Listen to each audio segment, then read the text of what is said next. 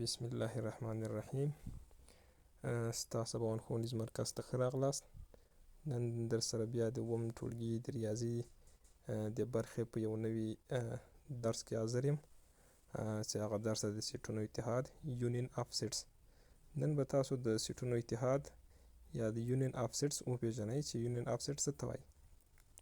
او مخکې تر دې چې نور ویډیو وګورئ، راسئ د اکاونټ فالو کړئ، ملګرو سره شیر کړئ، لایک ورکړئ، تر څو چې تر ډیرو کسانو ورسیږي او زموږ دا درسونه ډیرو هیوادوالو ډیرو پښتنو ته ورسیږي. کورسونو ته تګ نشي کولی یا د اقتصادي ستونزه ولري یا نور څه تکلیفونه، نو تر دې لارې دوی باید دا زده کړي. نو راځو د سیټونو اتحاد ته. که وګورو د کتاب صفحه دا 15مه د سیټونو اتحاد. نو که وګورو د سیټونو اتحاد کې څه مثالونه تاسو ته په دې کتاب کې هم راغلي دي. د دې مثالونو سره سره دا تاسو خپل هم کتلی شئ. که چا سره کتاب نه وي په پی ډي اف بڼه یې له سایډونو نه ډاونلوډ کولی شئ، یا که نو نیسو ډاونلوډ کړی ماته وایي زه به ورته پی ډي اف کې ولیږم. اوس که وګورو دلته یو مثال هم د کتاب کې ګورو. په وین ډایګرام کې که وګورو دغه دواړه د سیټونو اتحاد یا یونین اف سیټ د دواړو سیټونو یو ځای کول دي.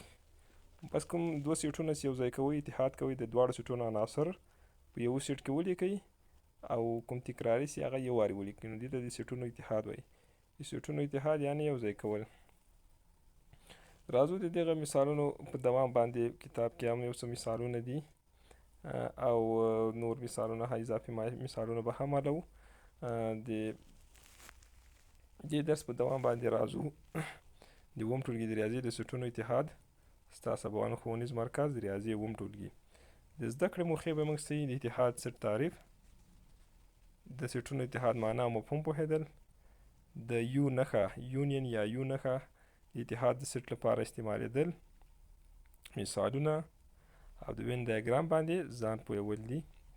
راځو د سیټونو اتحاد تعریف ته ځو. د سیټونو اتحاد تعریف داسې ده: د دوی یا ډیرو سیټونو اتحاد هغه نوع سیټ دی چې د ټولو سیټونو ټول غړي پکې شامل وي. اتحاد نښه یو باندې ښودل کیږي، لکه دلته تاسو په تصویر کې وینئ چې دا سیټ او دا سیټ اتحاد په تصویر کې هم ښودل شوی ده. که د A او B دوه سیټونه وي، د A اتحاد B هغه سیټ دی چې د A او B دواړه ټول غړي لري. فارمول یې داسې کیږي: سیټ بلډر نوټیشن یا سیټ د میتود هم ویلی وو د ښودلو 3 میتودونه، چې هغې کې یو دا طریقه وه چې A اتحاد B مساوي کیږي د ایکس دا شامل ده په B کې، یا ایکس داسې چې ایکس به شامل په A کې. ایکس د هر عنصر د سیټ غړي ده A اتحاد B، نو دا ایکس هم به A کې شاملي هم B کې، یعنې هغه عناصر به په اتحاد سیټ کې شامل شي، هم په A کې هم په B کې. اوس A اتحاد B، اوس که وګورو اول وګورو A سیټ ته. A سیټ کې دي موږ سره 1 2 3 4 او B سیټ کې موږ سره کوم عناصر دي 3 4 5 6. اوس A اتحاد B 1 2 3 4 5 6 4 په 2 کې تکراري دي، دلته هم دلته هم د 3 تکراري نغونه یو ځل لیکل کیږي، نو دغسې A اتحاد B سیټ ده. اوس راځو د یو زده کوونکو یو مثال وایو. پام وکړئ د دواړو ګروپونو مشترک زده کوونکي عمر او کریم یوازې یو ځل لیکل شوي دي. اوس که وګورو A سیټ کې احمد، علي، عمر، کریم. B سیټ کې نصیر، ظاهر، کریم، عمر. A اتحاد B کریم، عمر، علي، احمد، نصیر او ظاهر. نو عمر او کریم تکراري دي، هغه یو ځل لیکل شوي، نو A اتحاد B سیټ د دې دواړو له یو ځای کېدو نه لاسته راغی، بغیر له دې چې تکراري عناصر کې ولیکو. قاعده: تکرار نه کیږي. که یو غړی د دواړو سیټونو کې موجود وي، نو د اتحاد سیټ یوازې یو ځل لیکل کیږي. اتحاد سیټ کې تکراري عناصر نه لیکل کیږي.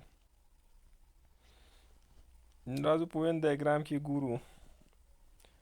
A سیټ ده او دا B سیټ ده، نو دې دواړو اتحاد دا ټول داسې سیټ راځي چې دا ټول عناصر پکې شامل وي. دا یې ټولګي کار ده. بیا دغه کار ځان سره وګورئ او ویې کوئ. او راځو کتاب کې که وګورو، کتاب کې مثال ګورو.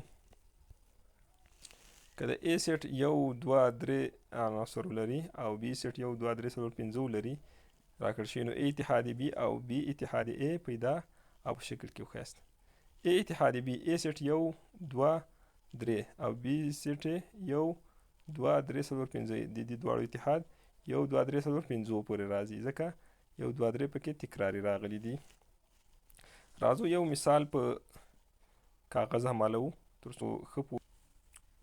اف که چیرته د A سیټ 1 2 3 4 دا عناصر ولري او د B سیټ 2 4 6 8 ولري، نو فایند A اتحادي B او B اتحادي A دواړه ګورو چې څه فرق کوي. سلوشن یا حل حلوی راځي ګورو. A اتحادي B مساوي کېږي A سیټ عناصر 1 2 3 4 او د اتحادي B سیټ 2 4 6 8 عناصر دي، نو دا مساوي کېږي اتحاد سیټ 1 2 3 4 5 6 8 سره، او B اتحادي B سیټ 2 4 6 8 او اتحادي A سیټ 1 2 3 4 د اتحاد سیټ مساوي کېږي له 1 2 3 4 6 8 سره. نو دواړه که وګورو دا د نن ورځې د اتحاد سیټ، اتحاد د سیټ تعریف، هغې مثالونه، او بله ورځ به انشاءالله د دو سیټونو تفاضل وایو. همداسې به په مخ ځو. نو کوشش وکړئ د اکاونټ دغه یوټیوب چینل دا در سره فعال وکړئ او تر څو تر ډیرو کسانو د موږ دا درسونه ورسیږي. او که درس کې کوم مشکل و موږ ته په کمنټ کې وایي چې هغه اصلاح کړو او د کلیوالو لپاره ښه درسونه راوړو. او بله خبرداره چې یوټیوب چینل لایک سبسکرایب او د بیل نشان ووهئ تر څو تاسو ته نوي ویډیو په خپل وخت راسي. او که څوک ریاضي کې څه مشکل لري دې نه علاوه نور درسونو کې، نو هغه کمنټ وکړئ. انشاءالله کوشش به کوو چې هغوی لپاره یو څه حل وباسو. یا که څو کسان برابریږي یو کلاس په ګوګل میټ باندې هم برابروو، هغه هم مفت، خو باید د درس شوق ولري، هسې نه چې زموږ خوسې ټیم خراب کړي. نور نو ښه ورځ تر بل درسه پورې.